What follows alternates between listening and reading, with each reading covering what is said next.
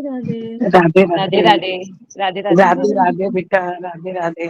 सबको आज राधे राधे। राधे राधे मैम। आज राधे राधे राधे मैम। राधे राधे राधे राधे स्नेहा जी। आज राधा अष्टमी है और इसीलिए हम शुरुआत ही राधा जी के नाम से करते हैं। तो भक्ति योग जो अगला अध्याय है, 12वां अध्याय, वो भक्ति योग है। भक्ति क्या है? भक्ति क्या है? अगर हम इस सवाल का जवाब पूछते हैं ना, तो सबके अपने अपने मत है, अपने अपने तरीके हैं। जिस तरीके से आप ईश्वर की साधना करते हैं, जिस भी तरीके से आप उनकी उपासना करते हैं, उसे हम भक्ति कहते हैं। कुछ लोग से अपना काम करते करते सिर्फ 2 बार नाम ले रहे हैं तो भी भक्ति है। जो लोग अपने सुबह शाम पूजा पाठ करते हैं, वो भी भक्ति है। जो लोग योग करते हैं, ध्यान करते हैं, वो भी भक्ति है। भक्ति यानी जिस भी माध्यम से आप उस सुप्रीम पावर के साथ कनेक्ट होते हैं या अपने इष्ट के साथ कनेक्ट होते हैं, उसे हम भक्ति कहते हैं। तो आज का जो अध्याय है वो है भक्ति योग, भक्त के ऊपर। तो अर्जुन जी ना इस अध्याय में कृष्ण से पूछते हैं कि अच्छा मुझे बताइए कि भक्ति किसको आप मोक्ष देते हैं और किसकी जो उपासना करने के तरीके हैं वो ज्यादा बेहतर है और जो सही है। तो श्री कृष्ण से अर्जुन कहते हैं कि जो निरंकार भक्ति करता है, क्या वो श्रेष्ठ है? जो साकार ब्रह्म की भक्ति करता है वो श्रेष्ठ है। तो कौन है जो मुझे आपको पा सकता है आसानी से? आप सब लोग म्यूट रखिएगा प्लीज। इसको टाइम से क्लास लग रही है 1:30 घंटे। करिश्मा जी, आपका माइक म्यूट करिए। Sorry madam.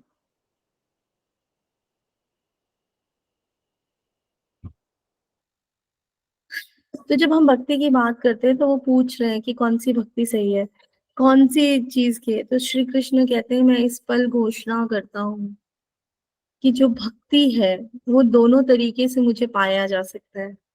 यानी उस परम तत्व को, परम पिता परमेश्वर को पाने का जो तरीका है वो आपकी कोई भी प्रोसीजर आप फॉलो करते हो या आप ध्यान करते हो तो उसमें कोई स्वरूप नहीं होता है ना। और हम कृष्ण भगवान का, राम जी का, सीता जी का, हनुमान जी की, पता नहीं हमारे कितने सारे स्वरूप हैं जिनका जिनका हम कहते हैं कि इस धरती पे अवतरण हुआ है, जो समय समय पर आकर इस धरती को बचा कर गए, हमें कुछ सिखा कर गए हैं। जितने भी भगवान हैं, जिनको भी हम कहते हैं भगवान है, तो वो कहते हैं कि ये दोनों तरीके सही है, दोनों तरीके से आप मुझे पा सकते हो। इसमें कोई संशय नहीं है कि आप कौन सा तरीका यूज करते हो, मगर आप दोनों तरीके से मुझे पा सकते हो। अभी हमने इतने समय से हमने जैसे कल ब्रह्म रूप विराट रूप का दर्शन किया, ब्रह्मा के उस स्वरूप का दर्शन किया जो ब्रह्मा बैठे हुए हैं, ब्रह्म का, ब्रह्म तत्व के उस स्वरूप का दर्शन किया जो अपने आप में बहुत ही विशाल है, जिसकी हम कल्पना नहीं कर सकते, जिसके अंदर सभी भगवान हैं, सभी देवता हैं, सभी ऋषि हैं, आप और मैं, मतलब लोग मर रहे हैं वो भी उसमें समा रहे हैं, जो जन्म ले रहे हैं वो भी वहीं से शुरू हो रहे हैं। तो भगवान जो एनर्जी है, ये क्या है? वो कहते हैं ये एनर्जी है, ये ऊर्जा है, ये परम तत्व है, परम प्रकाश है। हम कहते हैं ना दिव्य प्रकाश, कई बार आपने सुना होगा, मैं ध्यान में बोलती हूँ दिव्य प्रकाश। तो जितने भी लोग हैं, लोग परलोक, जिनके बारे में भी आप जानते हैं, परिलोक हो, स्वप्न लोक हो, पितृलोक हो, यानी कि परम धाम हो, कोई भी जगह हो, जहां पे भी आप जानते हैं, शिव गण हो, सारे के सारे लोग आ, उनमें समाये हुए हैं। आपको पता है सबसे बड़ा वैष्णव कौन है? सबसे बड़ा वैष्णव कौन है? विष्णु का सबसे परम भक्त कौन है? देवेश्वरी जी बताना चाहती हैं? हाँ जी, बोलिए। महादेव जी। बिल्कुल सही। आप में से कितनों को ये पता था? आपको पता था? वाओ! आपको भी पता था? वाओ! पारुल जी को पता था। पारुल जी सच में भक्त हैं। कल तो पारुल जी ने मुझे खूब रुला दिया और इतना भाव विभोर कर दिया कि मैं पूरी रात सो ही नहीं पाई। मैं सच में सोच रही थी कि एकदम अलग ही फॉर्म में थे हम कल। तो कृष्ण भगवान इसमें हमें हम क्या सीख रहे हैं? इस अध्याय से हमारा कनेक्शन क्या है? यानी कि रास्ते कोई भी हो, कोई भी रास्ता हो, कोई भी चीज़ हो, जो भी रास्ता है वो अगर हम निष्काम कर्म, जैसे हमने पहले अध्याय में पढ़ा है, बिना उस एसेंस को लिए, बिना उसमें हम मैं ढूँढे हुए, कल हम बहुत सारे लोग कर रहे थे, सबका अलग-अलग प्रोसेस, बहुतों को ध्यान हुआ भी, विराट स्वरूप के दर्शन भी हुए, लेकिन आपने देखा कि ग्लिम्स आ जा रहे थे, आ जा रहे थे। तो मैंने आपसे कईयों को कहा, 1-2 लोगों को कि आपका मैं कहाँ है? आप ही की बातों में आपको समझाने की कोशिश की कि वो क्यों नहीं आ रहा है। वाओ! निशा जी आज कुछ स्पेशल है, राधाष्टमी के लिए आप तैयार हुए हैं लगता है मुझे। जय श्री कृष्णा। बहुत ही सुंदर, बहुत ही सुंदर। आज तो हमारे भी लड्डू वगैरह जिनके पास है उन्होंने सबने राधा जी बना रखी है। आपको पता है राधा अष्टमी अगर आप नहीं करते हैं तो आप ज़रूर व्रत करिएगा। आपको 100 ग्यारस का व्रत का पुण्य मिलता है इस एक व्रत से और बहुत सरल तरीका है। देवश्री जी से मेरी बात हो रही थी तो वो कह रहे थे कि हम तो उनका जन्म होता है उसके बाद भोग करते हैं और उसके बाद हम क्या कहते हैं कि हम खाना खा लेते हैं। पूरे दिन अगर आप चाहें तो फलाहार पे रह सकते हैं या जो देवश्री जी करते हैं वो भी एक तरीका है कि जैसे ही उनका जन्म उत्सव हुआ उसके बाद आप अपना भोजन कर लीजिए। लेकिन एक टाइम भोजन करते हैं ना देवश्री जी? एक बिल्कुल टाइम भोजन एक एक एक टाइम टाइम ही करते हैं। फलाहार कर रहे हैं तो आप 2 टाइम कर सकते हैं, बेनिफिट होता है जो व्रत कर रहा होता है उसको। बिल्कुल मैम बिल्कुल। पर जन्म तो राधा रानी का तो सुबह 4 बजे हुआ था ना, तो फिर उसके बाद नहीं, 12 बजे। 12 बजे नहीं, हुआ राधा था। रानी रात को 12 बजे कृष्णा का और देखिए एक अष्टमी से हमने शुरू किया और आज हम दूसरे अष्टमी में आ गए। और तो राधा अष्टमी रानी का तो जो बरसाना में तो सुबह 4 बजे अभिषेक होता है। राधा अभिषेक रानी होगा ना आज आज सब कुछ होगा लेकिन उनका प्रगट उत्सव जो मनाते हैं वो 12 बजे मनाते हैं जिस समय वो जन्म लेते हैं ना उसे प्रगट उत्सव बोलते हैं वो 12 बजे बनता है वो ठीक बरसाना 12 में बजे सुबह 4 बजे ही बोलते हैं। मैंने तो अटेंड भी आज किया हुआ है, इसलिए पूछ रही हूँ। नहीं आप क्रॉस चेक करेगा वो उस दिन पूरा दिन उत्सव होता है उनका आज पूरे दिन बरसाना में आप देखेंगे आप पता है मथुरा चले जाइए बरसाना चले जाइए वृंदावन चले जाइए कोई श्री कृष्णा नहीं बोलता हम्म।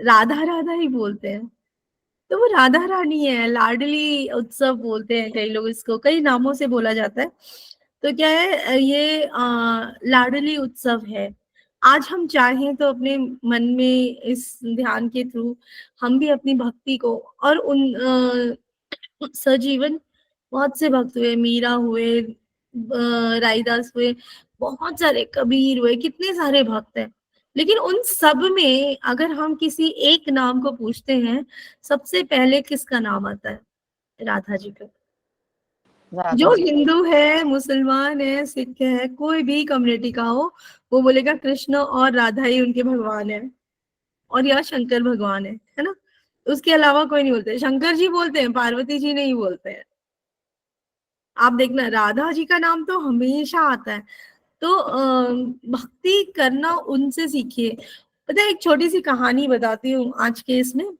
कृष्ण ने बोला मैं जा रहा हूँ तो राधा जी बोली ठीक है तो वो बहुत भावुक हो गए थे उन्हें लग रहा था मैं जा रहा हूँ तो कैसे होगा फिर उन्होंने बोला मैं जा रहा हूँ राधे तो उन्होंने कहा हाँ ठीक है तो बोले अच्छा ये लो मेरी बांसुरी तुम इसे रख लो और जब तुम्हें मेरी याद आए तो इसे बचा लेना तो वो बोलती है कि फिर तो ये मेरे किसी काम की नहीं है। तो कहते हैं क्यों? तो बोलते हैं मैं तुम्हें याद याद किसको किया जाता है? जिसे हम भूल जाते हैं। तुम तो मेरे साथ हर पल हर घड़ी रहते हो। तो भक्ति आप मैं आपको ये कहानी इसलिए सुना रही हूँ कि अगर आप भक्ति करिए तो इस तरह से करिए। आप समझ रहे हैं? हमारे जो भगवत गीता जो है ना, वो आपको भक्ति का शक्ति बनने का मौका देती है, हिस्सा बनाती है। वो आपको कहीं ना कहीं इनविटेशन दे रही है, जहाँ पे आप कह रहे हैं कि आपकी आधुनिक सीमाएं जो हैं, आजकल के प्रैक्टिकल वर्ल्ड में एक सीमा है, उसे कैसे आप अपने आप को सीमाओं से, बंधन से दूर करके अलग रहे। कहीं न कहीं आप उस फॉर्म में होने के बाद भी, वो सारे काम करने के बाद भी आप अपने आप को डिफरेंशिएट कर पाएँ, अपने आप को डिफरेंट कैटेगरी में रख पाएँ। और इन सब चीज़ों में आपको क्या करना है पता है? मैं निकाल देना है। सबको एक परिवार मानिए। जितने भी लोग हैं, अगर उनको आप कान्हा देखने लगेंगे या राधा देखने लगेंगे, तो आपको उन पे क्रोध नहीं आएगा। उनकी बोली हुई बातें आपको बुरी नहीं लगेंगी। और जब बुरी नहीं लगेंगी, क्रोध नहीं आएगा और परिवार में चीज़ें रहेंगी तो सामंजस्य बैठेगा। आपको पता है कृष्ण भगवान भी कहते हैं, जो बहुत बोलता है ना, वो मन का भोला होता है। लेकिन ज़्यादा बोलने से युद्ध का अलंकार हो जाता है। लेकिन अगर आप कम बोलते हैं या नहीं बोलते हैं, तो क्या होगा, वो स्थिति बच जाती है। कृष्ण भगवान 16 कलाओं में एक्सपर्ट है, माहिर है। उनकी यही कला है, बहुत सारी चीजें करते हैं। उन्हें उन्हें खाना बनाना आता है, उन्हें बहुत सारी चीजें, मतलब जो आपने सोचा नहीं होगा ना, सिलाई करना, नृत्य करना, वो सारी कलाएं हैं उनकी। पाक शास्त्र, जिसको खाना कहते हैं, पाक शास्त्र में भी है। हर रस को उन्होंने पूरी तरह से किया है। वो कलाएं नहीं है जो हम सोचते हैं कि कुछ मैजिकल होगा, कुछ ऐसा होगा, नहीं। उन्होंने अपने आप को तर्क शास्त्र में भी निपुण कर रखा है।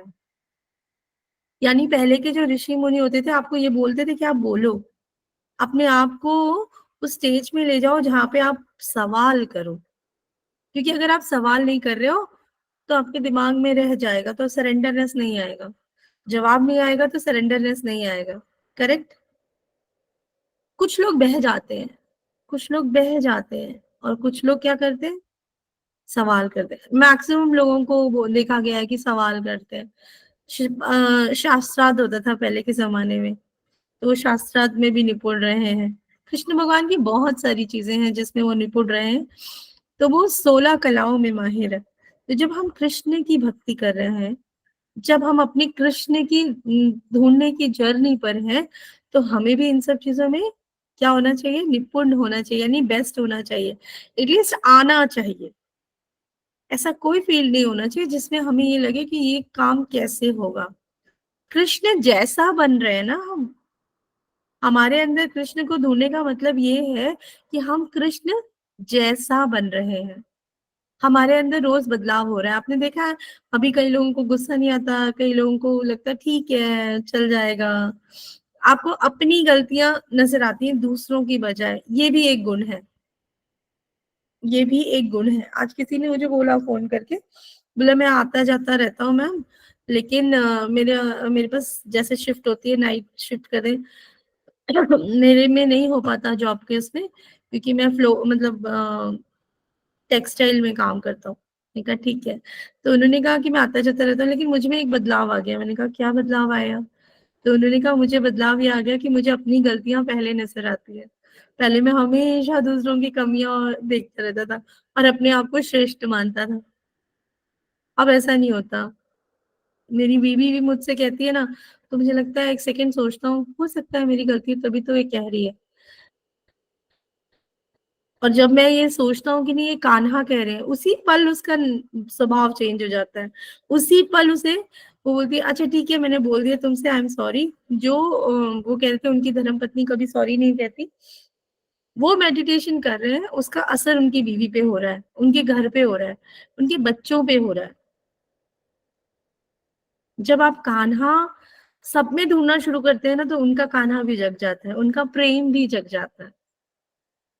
तो इस अध्याय के ना भगवान श्री कृष्ण ने दो मेन चीजें बोली है, कोशिश कर रही हूँ कि मैं आपको बता सकूं छोटे से स्वरूप में। उन्होंने कहा कि आप अपने रेगुलर अभ्यास से, यांत्रिक अभ्यास के साथ जो ज्ञान पाते हैं वो श्रेष्ठ है, और ज्ञान से श्रेष्ठ है ध्यान।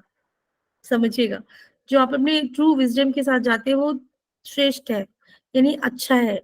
उससे भी श्रेष्ठ क्या है? उससे श्रेष्ठ है ध्यान। और ध्यान से श्रेष्ठ क्या है? कर्म फल को त्यागना। यानी आपने अच्छा किया तो आपने ईश्वर को अर्पण कर दिया, बुरा किया तो आपने ईश्वर को अर्पण कर दिया। और उसके लिए क्या करना? भक्तिपूर्ण तरीके से आप उसको समर्पण करिए। कर्मों के फल को त्यागने वाली जो स्थिति होती है ना, वही जो स्थिति होती है वो आत्म स्थिति में बन जाते हैं आप, जहाँ पे आप बिल्कुल आत्मा से कनेक्ट हो जाते हैं, और उस समय वो ईश्वर यानी कि कान्हा हमारे साथ आ जाते हैं। तो आज हम क्या करने वाले हैं? आज का ध्यान का कनेक्शन हम क्या करेंगे कि आज ना हम कान्हा को ध्यान करेंगे, ना आज हम राधा का ध्यान करेंगे। आज हम अपने अंदर वो जो दिव्यता है, जो उसका अंश है, उससे कनेक्ट करेंगे। ठीक है? तो आज बहुत सारा प्रोसीजर नहीं करेंगे। आज हम विपासना योग करेंगे, जिसमें सिर्फ आपको मैं आपको 2 मिनट सांसों वाली क्रिया जरूर कराऊंगी। पानी पी लीजिएगा, कोई इंस्ट्रक्शन नहीं होगा, कुछ नहीं होगा, सिर्फ ध्यान होगा। क्योंकि मुझे यकीन है यहाँ पे बैठा हुआ हर शख्स जो आज इस ग्रुप में है, इस ध्यान में बैठा है, वो योगी बन गया है। आप में से किसी का पहला ध्यान है तो मुझे बता दीजिए।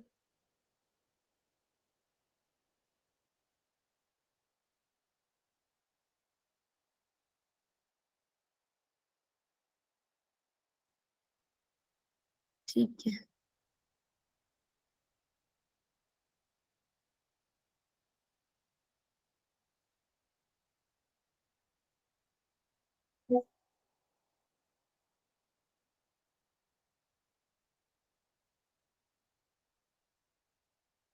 तो आज हम बहुत तरह के मेडिटेशंस होते हैं। विपासना वो होता है, अगर आपने सुना हो तो विपासना योग में क्या करते हैं, हम मौन धारण करते हैं। तो आज से मैं आप सभी से विनती करूंगी, अगर हो पाए तो अपनी एनर्जी को और पूरी तरह से एक्टिवेट करने के लिए आप कम से कम कोई भी एक समय 24 घंटे में, सोने के अलावा, क्योंकि उस समय तो हम मौन रहते ही हैं, 1 घंटे या आधे घंटे से शुरू करिए, मौन रहने की अवस्था करिए। मतलब आपको कुछ नहीं बोलना है, आपको कुछ नहीं बोलना है। तो आज इस ध्यान के बाद भी हम कुछ नहीं बोलेंगे। 15 मिनट तक हमें शांत रहना है। लेकिन कल जब सुबह होगी, सुबह से लेकर सोने तक आपके कोई भी एक समय निकाल लीजिए जिसमें आप मौन रहें। आप एक सवाल का जवाब लिखिएगा और मुझे व्हाट्सएप कर दीजिएगा नंबर पे कि भक्ति आपके लिए क्या है। तो जिसका भी जो भी मैं पढ़ पाऊंगी, मैं फटाफट आपको यहाँ पे सबको बताऊंगी कि सबके नजर से भक्ति का मतलब क्या है। भक्ति सबके लिए अलग अलग होती है, सबके अपने मायने होते हैं। तो 2 शब्दों में, 3 शब्दों में, 3 लाइन में, 1 लाइन में, 2 लाइन में, जो भी आपको लगे, जो आपके दिल से आए वो लिखिएगा। क्योंकि आपको पता चलेगा कि आपको अब कितना और चलना है। कल बहुत सारे लोग मुझसे कह रहे थे कि इस ध्यान को खत्म मत करिएगा, बस आप इसे चलाते रहिएगा। विजय लक्ष्मी जी भी कह रही थी कि इसे कंटिन्यूएशन प्रोसेस में रखना है। तो जब हम कंटिन्यूएशन प्रोसेस की बात करते हैं तो हम को अपने रोज के असेसमेंट पे ध्यान रखना पड़ेगा। हमें ध्यान रखना पड़ेगा कि हमारी ग्रोथ में कितना फर्क आ रहा है। तो जब तक आप भक्त नहीं बनेंगे तब तक आप साधना नहीं कर सकते।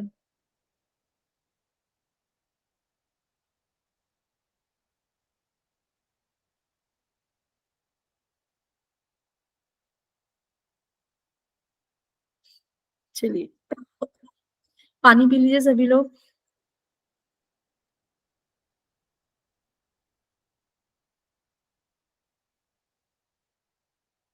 आज आपको हीट बहुत फील होगी तो पानी बहुत ज्यादा पी लीजिए। आज आपकी एनर्जी खुद आपको परिचय देगी।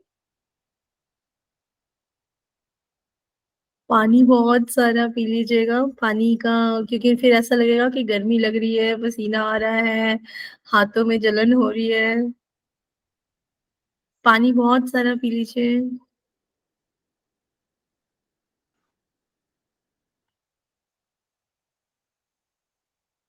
Are we ready? केवल 15 मिनट का ध्यान करेंगे आज। आप सभी का कैमरा ऑन प्लीज।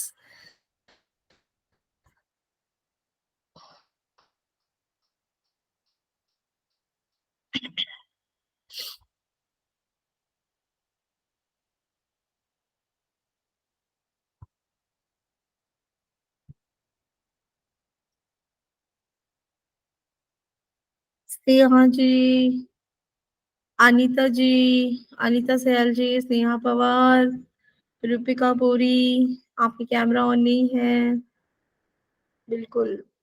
आज तो अनु जी ने भी रोशनी में बैठना शुरू कर दिया।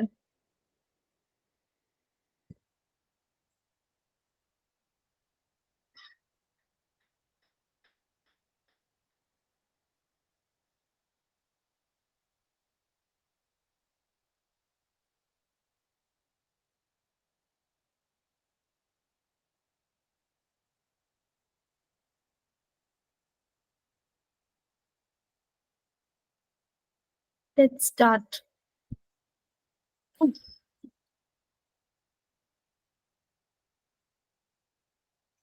आज एक जरूर ध्यान रखिएगा कि आपका जो ध्यान है, हम हमेशा पैरों के पंजों से जब ऊपर लेते हैं तो आपको क्या करना है कि ये जो ध्यान है इसे आपको पीठ के पीछे जो रीढ़ की हड्डी होती है ना उस पे फोकस करेंगे। आज मैं आपकी कुंडलिनी शक्ति पे काम करना चाहती हूँ, जो आपकी खुद की एनर्जी होती है। तो मेरा आप सभी से निवेदन है कि पहले तो कैमरा ऑन रखिएगा ताकि मेरी टीम आपको देख पाए और मैं भी आपको देख पाऊँ बीच बीच में जैसे हीलिंग की जरूरत पड़े। दूसरा ये कि आपको आपको आंखें बंद करके अपने पीठ के पीछे जो रीढ़ की हड्डी होती है ना सीधी, उस पे ध्यान देना है। आज हमें आगे ध्यान नहीं देना है। और जहां से रीढ़ की हड्डी शुरुआत होती है वही वो जगह है जहां पर मूलाधार के जस्ट नीचे वाली जो जगह है उसे, वहां पे कुंडलिनी है, वहां पे दो नाग ऐसे लिपटे हुए हैं। वो आपने देखा है डॉक्टर्स के प्रिस्क्रिप्शन पे रहता है ना? वो जो ऐसे सरपंटाइन जैसे होते हैं, तो वो होंगे, वो ऐसे वो है। तो जब जब हम ध्यान करते हैं ना, जितने बार भी हम ध्यान करने की कोशिश भी करते हैं और 1 सेकेंड 1 मिनट भी हमारा ध्यान लगे, 1 मिनट कम से कम लगे, तो ये जो बाल होते हैं ना, आपके बाल का जो थिकनेस है एक बाल का, उतना थिकनेस आपका कुंडलिनी एक्टिवेट होता है। आप में से कितनों को पता है मुझे नहीं मालूम, लेकिन उतने लोगों का कुंडलिनी एक्टिवेट होता है। तो जब जब आप मेडिटेशन करते हैं और लगातार 40 दिनों तक अगर किसी ध्यान को किया जाए, रेगुलर मेडिटेशन किया जाए, तो आपकी कुंडलिनी कम से कम 1 से 2 इंच ऊपर उठ जाती है।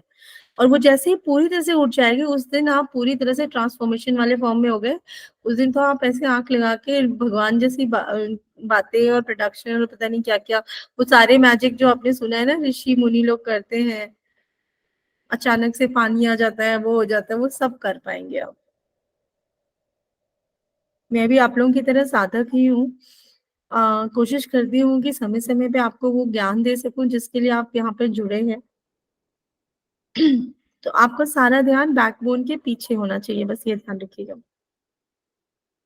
आपका बैकबोन स्ट्रेट, जितना हो सके उतना करिएगा, लेकिन अकड़ के मत बैठिएगा क्योंकि 15 मिनट में हो सकता है आपको दर्द हो जाए, तो ध्यान ही नहीं लगेगा आपका। चलिए शुरू करते हैं। आप लोगों के शरीर पे अगर कोई लोहा हो तो उसको हटा दीजिएगा। करेक्ट। आप सोना, चांदी, तांबा, पीतल पहन सकते हैं, लेकिन अगर आपके पास स्टील या कुछ ऐसी चीजें हैं तो उसे निकाल दीजिएगा। स्टील है या फिर ऐसे आर्टिफिशियल पिन्स लगाते हैं हम, ऊपर नहीं होना चाहिए आपके कुछ भी।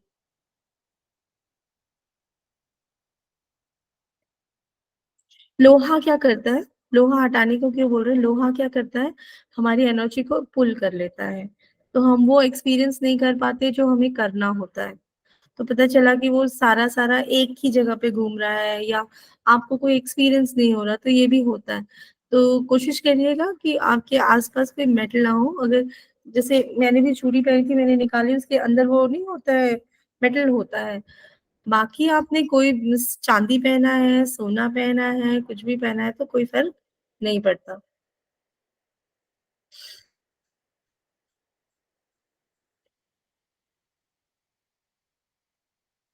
चलिए शुरू करते हैं। वेरी गुड, मानसी जी ने अपना चश्मा निकाल दिया है। अनीता जी आप भी अपना चश्मा अगर निकाल पाए, क्योंकि ध्यान ही करना है तो चश्मे की जरूरत नहीं है। आप देखिए आंखें बंद करके ज्यादा मजा आता है ध्यान करने में।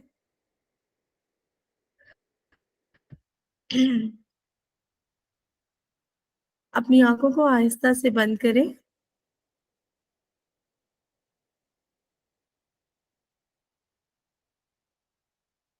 आज चलिए मैं आपको उस ध्यान की ओर ले चलती हूँ जो सारे ध्यानों का श्रेष्ठ कहलाया जाता है, जिसे हम कहते हैं विपासना। यानी अपने अंतर्मुखी होकर अपने अंतर आत्मा का पूरी तरह से ज्ञान होना। इस योग साधना में आपकी कुंडलिनी एक्टिवेट होती है, साथ ही साथ आप अपने अंतर की यात्रा जो है, अपने अंदर के ब्रह्मांड की यात्रा कर पाते हैं। इस साधना में मौन धरा जाता है, कम बोला जाता है। पूरे समय हम सिर्फ अपने बारे में, अपनी आध्यात्मिक उन्नति के बारे में, उस ही टॉपिक पर आकलन कर रहे होते हैं। तो चलिए हम इस दिव्य योग साधना की तरफ चलें, ध्यान करने के इस नए तरीके पर चलें।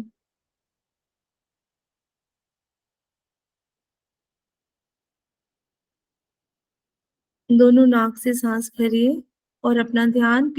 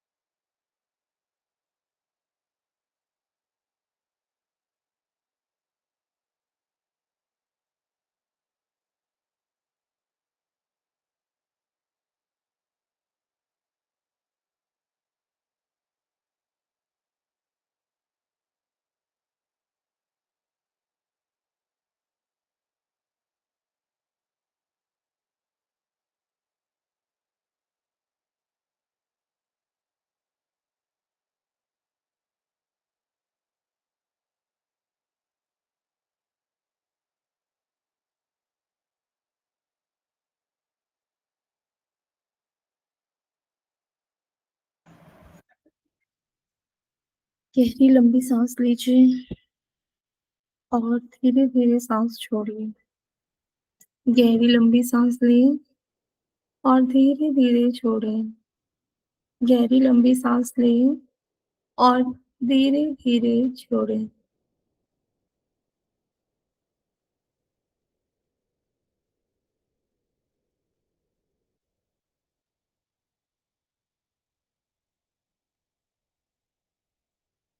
अपनी जगह पर वापस आइए और अपने शरीर का आभार मानिए। सबसे पहले अपने शरीर का ही आभार मानते हैं हम। इसके बाद हम अपने इष्ट का आभार मानते हैं, जिस भी देवता में आपकी आस्था हो।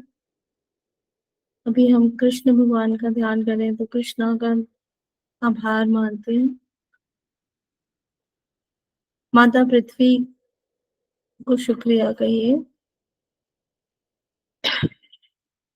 और अपने माता पिता के श्री चरणों का ध्यान करिए।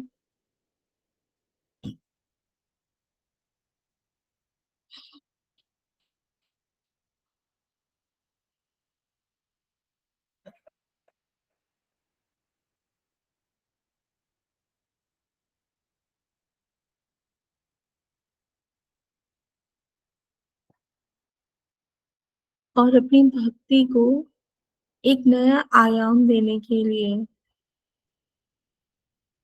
जिनकी भक्ति के आगे कान्हा भी झुक गए, उनके नाम का स्मरण करते हैं हम। राधे राधे राधे राधे, जय श्री राधे, जय श्री राधे, जय श्री राधे।